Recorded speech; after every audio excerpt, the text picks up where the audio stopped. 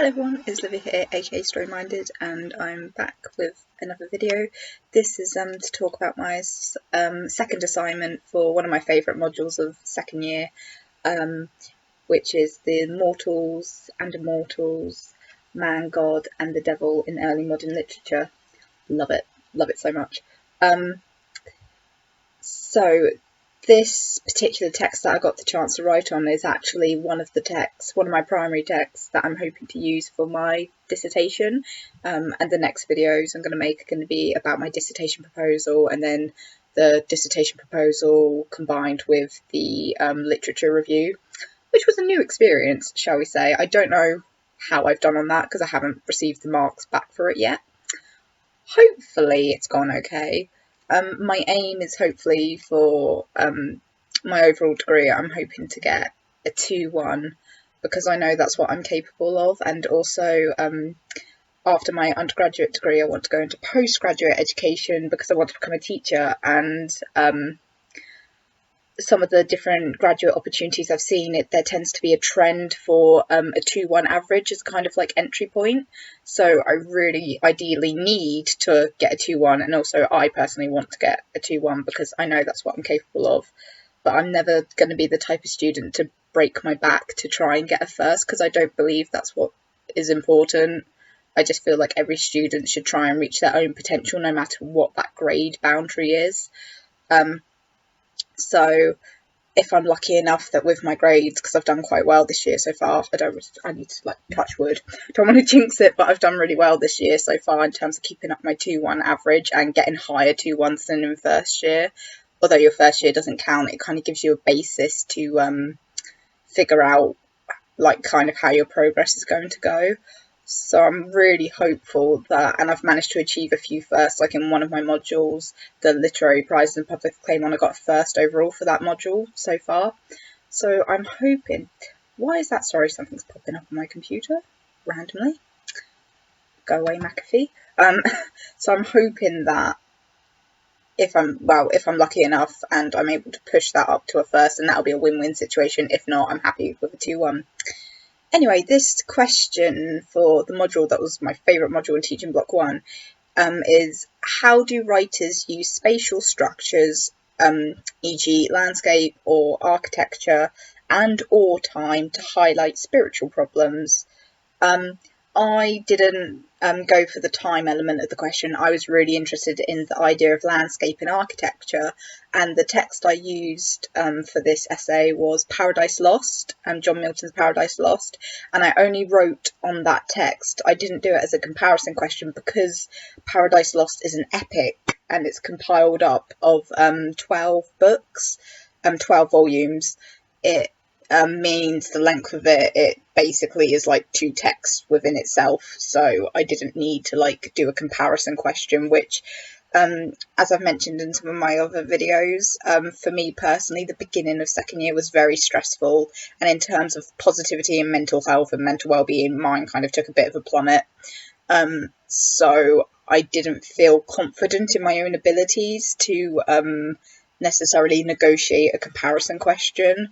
But that being said, I also genuinely wanted to use Paradise Lost because it was a text I was really passionate about, and I found it so fascinating. And my lecturer is a huge fan of Milton. It's like her research area, it's her field, it's her specialism, and it was just great. And she was just really happy that I felt as enthusiastic about Milton as she did. So it was like, yay, fun times, let's talk about Milton. So I guess I'll read just the introduction. I got a 2-1 for this essay. I could have probably got it a little bit higher, but like I said, because of not genuinely being in the most positive headspace, it was towards Christmas time when you're all starting to die from the amount of assignments you've done, and I didn't really have the mental capacity or the positivity to be I can edit it, I can improve on this. I was a bit no. So I'll read out this introduction. Please don't take this as an example of an amazing introduction, because I've definitely improved. You're always improving with writing, but I feel like I'll just read out the introduction just so you guys get a sense of what I wrote about. So This essay argues that Paradise Lost uses spatial structures to portray the manipulative strategies Satan employs to convince his followers that God is the enemy. Hell's architectural features and landscape represent how he chooses to substitute God's role of divine creator for the tyrannical monarch. In his dedicated performance of planning to surpass God's power and adopt a sovereign role for himself, Satan unwittingly parodies God. As a result, Satan expresses his constructed kingship ideology as he emulates the very power he strives to oppose. In my other videos, I'm going to go into more detail about what Paradise Lost is about, because that is one of the primary texts for my dissertation, fingers crossed, which I will explain the reason why for the fingers crossed in my next video. But I looked at one part that I remember from this essay in particular is that I had a really amazing time looking at the patterns of seats within Paradise Lost, because there's a lot of repetition and patterning to do with the idea of seats and thrones, and there's like Satan in hell creates his own kingdom called Pandemonium, and it talks about like the idea of, I think, seats, and then in heaven God sits on a throne, and it's all this kind of like a lot of patterning, and it's the idea that the very power he is striving to oppose, he is replicating by trying to place himself in, he's basically trying to get his follower, or this is my personal view of the book, or part of the book, to be fair. Paradise Lost is about a lot of different things, but for this particular essay, Satan is very much trying to rally. They've been defeated by God, they've been cast down, and Satan is trying to rally his followers to, even though they have been defeated, they've already been defeated, Satan is trying to rally his followers to take on God again, which to me seems very suspicious and manipulative, because he's under no illusions that they won't win, that it's impossible to win against God. But he tries to antagonize his followers by, he constantly, like, he basically turns God into like a tyrannical monarch, and the way it's viewed and the setting, the use of the landscape and settings, and it's really interesting because there's a part where it talks about like hell is like this like furnace that has this like ever burning sulfur, like this eternal sulfur to produce all these flames, and I just thought it was really interesting how that is like a monotheistic description of the furnace, and it's like that, the fact that God has created hell, Satan hasn't actually created hell, he is trying to build upon that, but in Paradise Lost it's made very clear and explicit that it is God who has created hell for the specific purpose of divine punishment.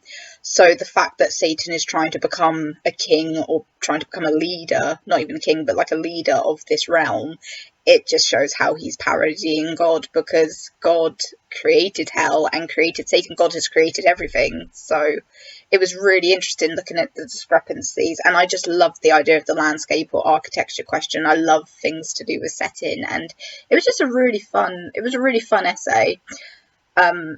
And if I could go back in time and I could rewrite it, I would probably approach it in a different way. I probably would have just stuck with the seats and thrones, because there's so much you can get out of it.